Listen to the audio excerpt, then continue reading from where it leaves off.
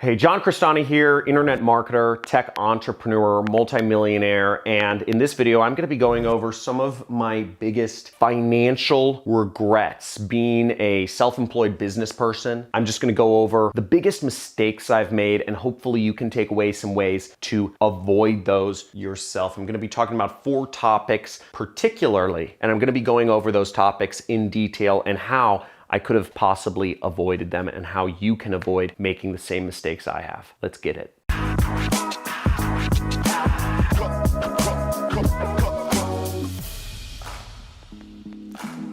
Hey, John Crestani here, and many of you may know about me because I teach marketing on the internet, and I teach how to start internet businesses and use marketing to get exposure for those. But it's been a long journey to get to the place where I am. I've had a lot of ups and downs, and I've made a lot of bad decisions which were disastrous and potentially would have taken me out of doing business at all. I'm gonna be going over some of these problems that I've gone over, so hopefully you can avoid them. This is a very important video simply because many of you are going through the trials of starting your own business, but there are major obstacles along the way, and there are many points of decision which you can make in how you manage your business day to day, or how you manage your time or your money day to day, and many opportunities you may get which you could take up on or not take up on, and understanding what to do and what not to do will help you greatly. So the first thing I'm gonna speak about is retirement. My first biggest financial regret, I'm gonna go over 4, is for many years, I didn't save up a dime for retirement. I didn't put any money away in retirement accounts, particularly. In America, we have a particular type of entity where you can put money away for retirement,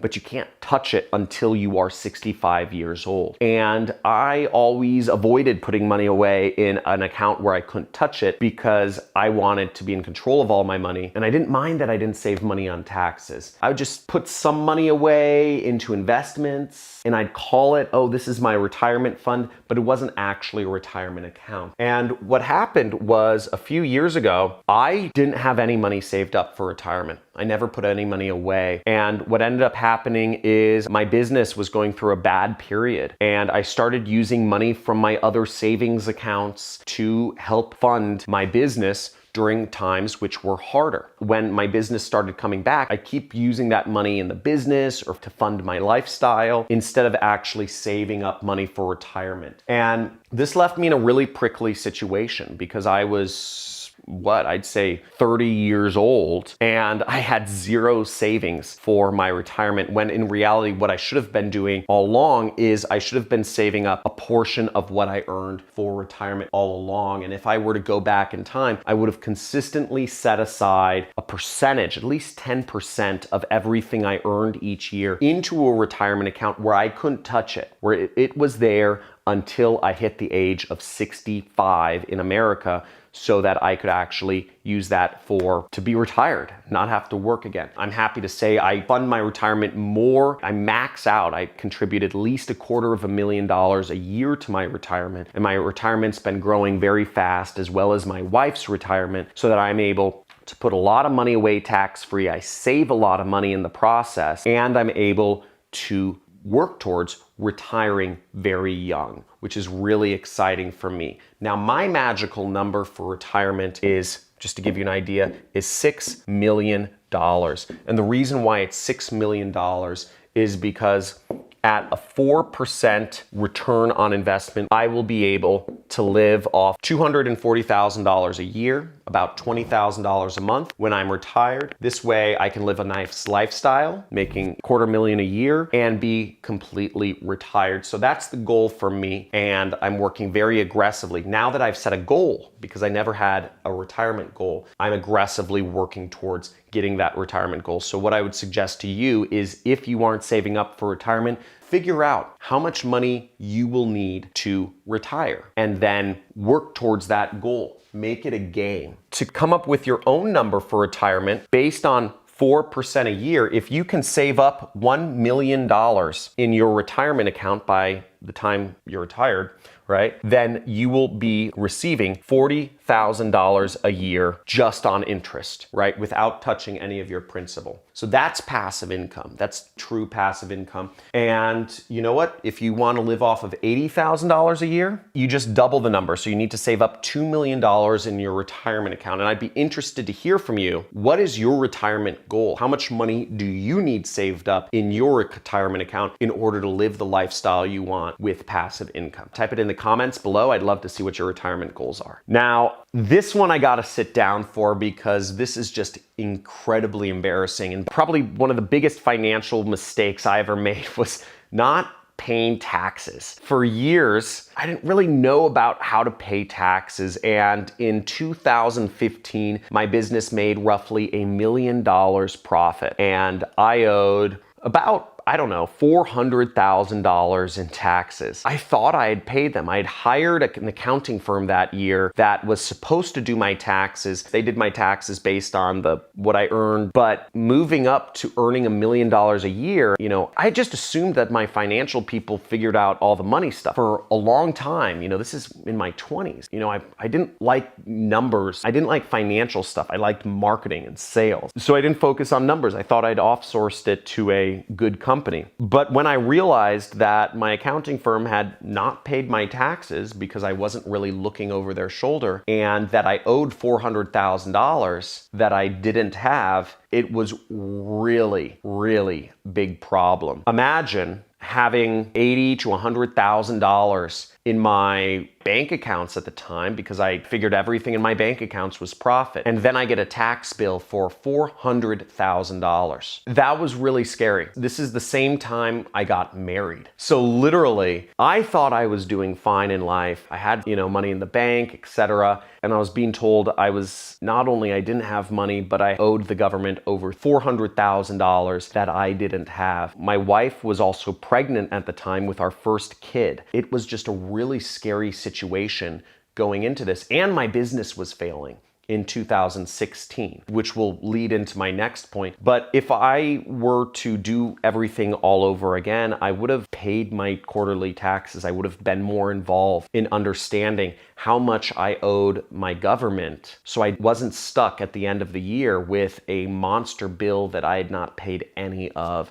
and being put in a situation where I owed a lot of back money on taxes. I had more anxiety attacks that year than I ever had before. If you have anxiety attacks about money, real anxiety attacks or panic attacks, type in me in the comments below, or type in just I do, because that year, even though I had a successful business, I was written about in Forbes, it just was really scary. And I don't ever want to go back to that time where I was that stressed out. But just pay your taxes, folks. Pay your quarterlies. Pay it every 3 months. Pay what your expected tax is. Don't wait to the end of the year. Pay it soon if you're running your own business. The third biggest financial regret for me was a company I started named Nutrist, or otherwise known as How to Lose $750,000 in a year. The business I started, I thought I was really smart. I just come off of 2015. This Nutrist happened in 2016. And I just come off of a year where, as a 20-something-year-old, my business had made $3 million, but I personally made $1 million.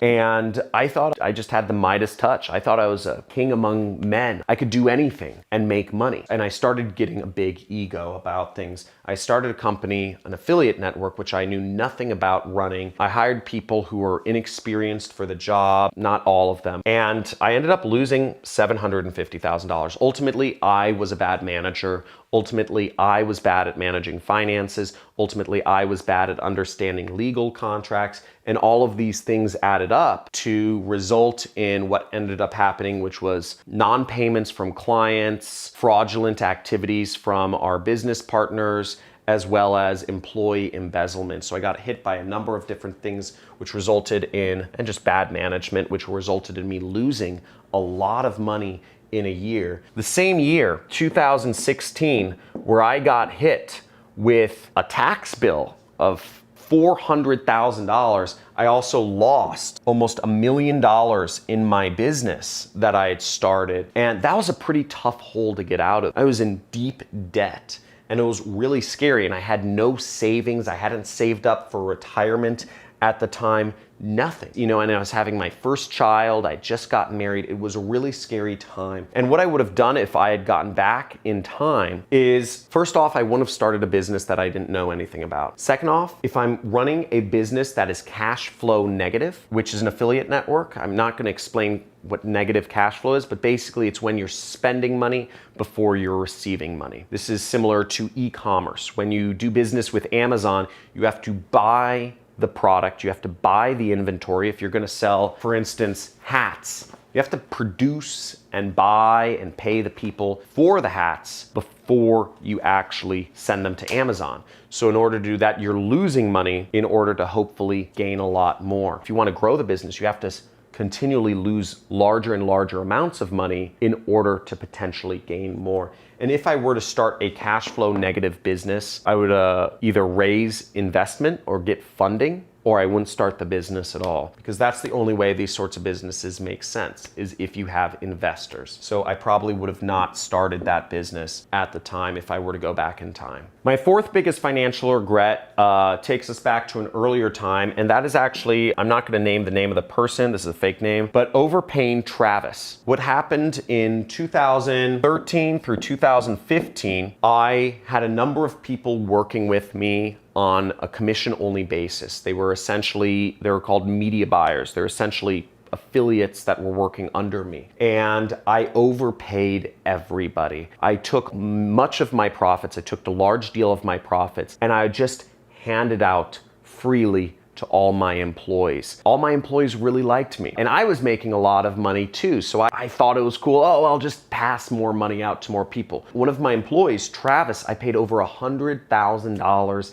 in a single month, and he took zero risk on anything. So I paid one of my employees $100,000. And you might say, okay, well, if he did good work, great. But what I should have done, if I went back in time, I would have paid less commissions. I would have paid less of my profits to my employees and taken more of my business income and saved it or reinvested it into the business to grow into new areas. I ended up cutting myself off at the knees by not allowing my business to be more profitable and expand into more, maybe software projects or more ad channels, but allow me to take more risk. Paying out my employees $100,000 a month was not the best investment for my business. And what ended up happening was Travis, after a couple months of making a lot of money, he just ended up leaving because he had more money than he had ever dreamed of, and he didn't want to work for me. But I ultimately created the situation because I allowed myself to overpay my employees instead of believing in my own vision for the company and putting my money behind my vision for growing the company